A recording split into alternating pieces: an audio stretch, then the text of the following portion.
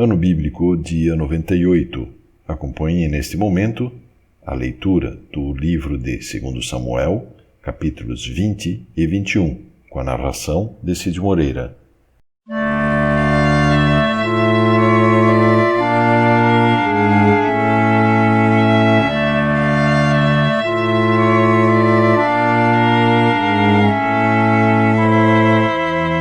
O segundo livro de Samuel,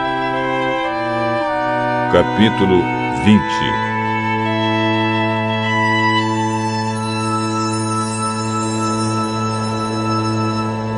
Aconteceu que estava ali um sujeito ordinário, chamado Seba, filho de Bicri, da tribo de Benjamim.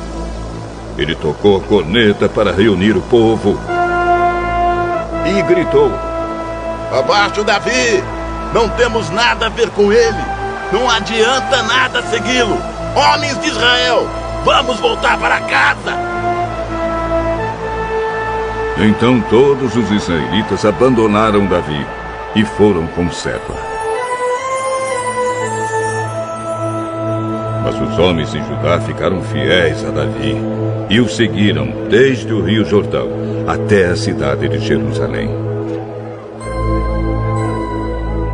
Davi foi para o seu palácio em Jerusalém e colocou numa casa guardada por soldados as 10 concubinas que havia deixado tomando conta do palácio. Ele lhes deu tudo o que precisavam, porém não teve relações com elas. E elas foram obrigadas a ficar dentro de casa o resto da vida, vivendo como viúvas.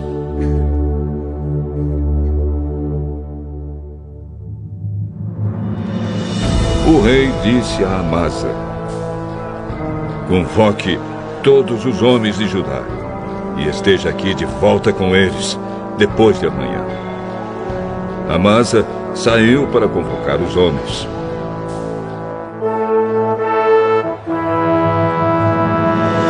Porém, não voltou no dia que o rei havia marcado. Então Davi disse a Abisai: "Seba vai nos dar mais trabalho do que Absalão. Pegue os meus homens e vá atrás dele. Senão, ele poderá tomar algumas cidades cercadas de muralhas e escapar de nós." Então os homens de Joabe, os queretitas e os peretitas e os soldados mais valentes seguiram Abisai. Eles saíram de Jerusalém para perseguir Seba. Quando chegaram à Pedra Grande, na cidade de Gibeão, Amasa encontrou-se com eles. Joabe estava vestido com roupa de guerra e tinha uma espada na bainha, que levava pendurada no cinto. Quando ele avançou, a espada caiu. Então Joabe disse a Amasa: "Como vai, meu amigo?" E pegou na barba de Amasa com a mão direita para beijá-lo. Amasa não reparou que Joabe tinha uma espada na outra mão. Então Joabe enfiou a espada na barriga de Amasa, e os seus intestinos saíram e se esparramaram pelo chão. Ele morreu na mesma hora. Joabe não teve de feri-lo uma segunda vez. Em seguida, Joabe e o seu irmão Abisai continuaram a perseguir Seba. Um dos soldados de Joabe ficou perto do corpo de Amasa e gritou: "Todos que estão do lado de Joabe e são a favor de Davi, sigam Joabe!"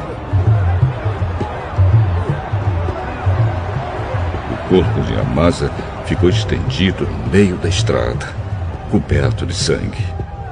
O ajudante de Joabe viu que todos estavam parando. Então arrastou o corpo para fora da estrada e estendeu um cobertor sobre ele, porque todos os que o viam paravam. Depois que o corpo foi tirado da estrada, todos foram com Joabe perseguir Seba.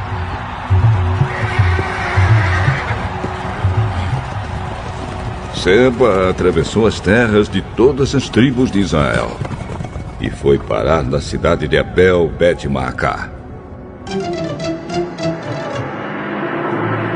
Todas as pessoas do grupo de famílias de Bicre se reuniram e foram com ele para dentro da cidade. Os soldados de Joabe chegaram e cercaram a cidade. Eles construíram rampas de terra encostadas nas muralhas e também começaram a cavar debaixo da muralha para fazê-la cair. Havia na cidade uma mulher muito esperta. Ela gritou do muro: Escutem! Escutem! Digam a Joabe para vir aqui, que eu quero falar com ele. Joabe foi e ela perguntou: Você é Joabe? Sim, sou. Escute, senhor. Estou escutando.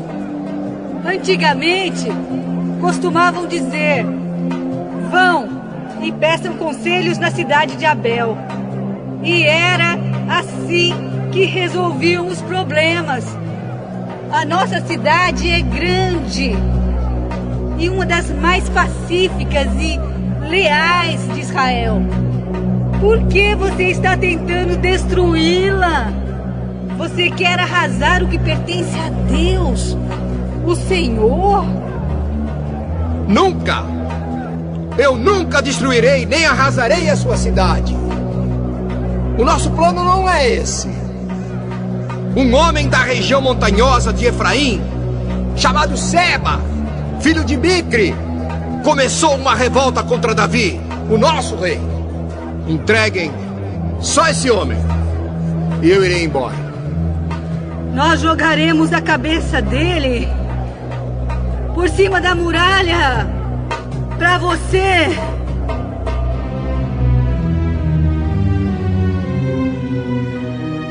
E ela foi dar o seu conselho ao povo da cidade.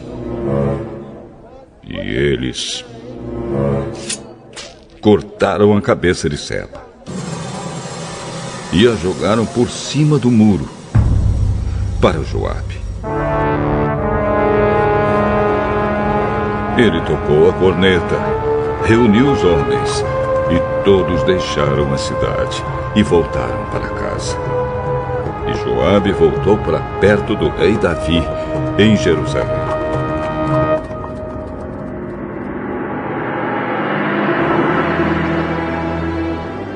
Joabe era o comandante do exército de Israel.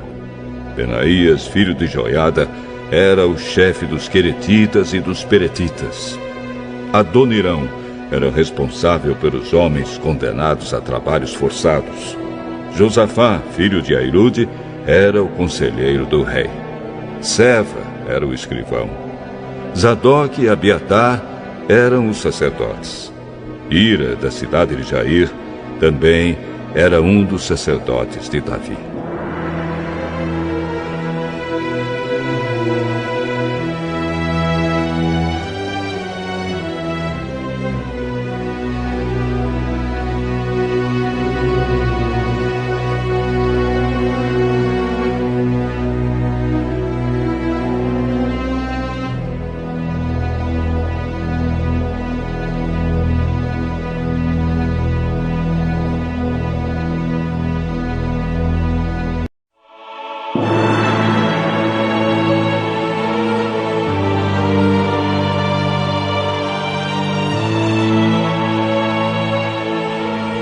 O segundo livro de Samuel,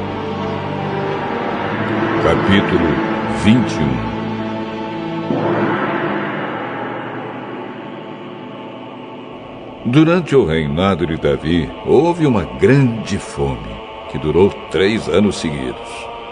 Por isso Davi consultou a Deus, o Senhor, e ele respondeu: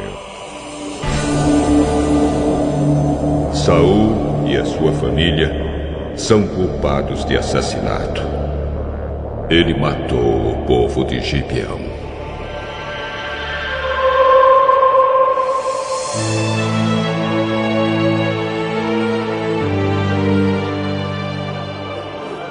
O povo de Gibeão não era israelita. Eles eram um pequeno grupo de amorreus que os israelitas tinham prometido proteger. Mas Saul havia tentado acabar com eles por causa do interesse dele pelo bem do povo de Israel e de Judá. Então Davi chamou o povo de Gibeão e disse: "O que posso fazer por vocês? Eu quero pagar pelo mal que lhes foi feito, para que assim vocês abençoem o povo de Deus." A nossa questão com Saul e a sua família não pode ser resolvida com ouro nem com prata. E também não queremos matar nenhum israelita. Então, o que é que querem que eu faça por vocês?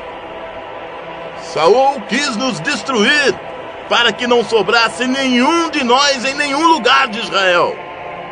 Entregue-nos então 7 homens descendentes dele, e nós os enforcaremos diante de Deus, o Senhor, em Gibeá, a cidade onde nasceu Saul, o rei escolhido pelo Senhor. Eu entregarei. Mas por causa do juramento que ele e Jonatas tinham feito um ao outro, o rei não deixou que fosse morto Mefibosete, que era filho de Jonatas e neto de Saul. Porém, pegou Armone e Mefibosete, os 2 filhos que Rispa, filha de Aías, tinha tido de Saul. Pegou também os 5 filhos que Merabe, filha de Saul, tinha tido de Adriel, filho de Barzilai, da cidade de Meolá. E Davi entregou os 7 ao povo de Gibeão, e eles os enforcaram no monte diante do Senhor. E todos os 7 morreram juntos. Isso aconteceu no fim da primavera, no começo da colheita da cevada.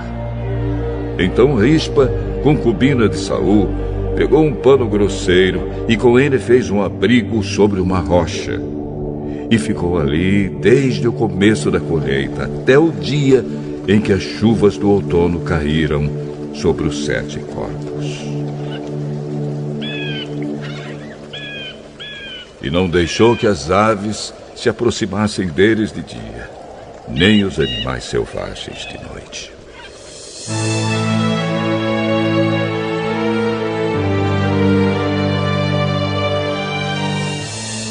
Quando soube o que Rispa tinha feito, Davi foi e tomou dos moradores de Jabes de Gileade os ossos de Saul e do seu filho Jonatas. Os moradores de Jabes haviam retirado os corpos da praça de Bet-San, onde os filisteus os tinham pendurado no dia em que mataram Saul no monte Gilboa. Davi então colocou os ossos de Saul e de Jonatas junto com os ossos dos 7 homens que haviam sido enforcados. Sepultaram os ossos de Saul e de Jonatas no túmulo de Quis, o pai de Saul, na cidade de Zela, no território da tribo de Benjamim. Tudo o que o rei mandou foi feito. E depois disso, Deus respondeu às orações do povo pelo seu país.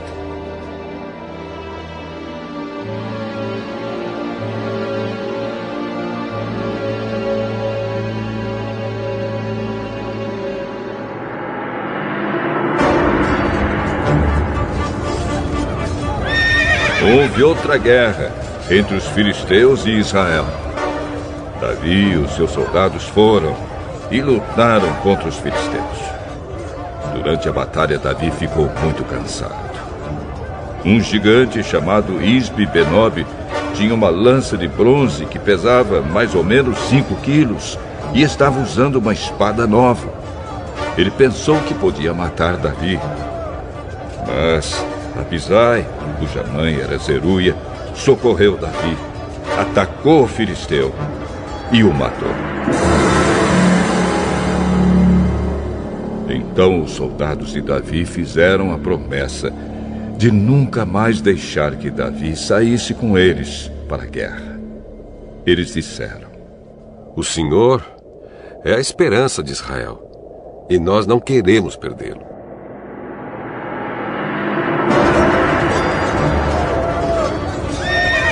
Depois disso, houve outra batalha contra os filisteus, na cidade de Gobe.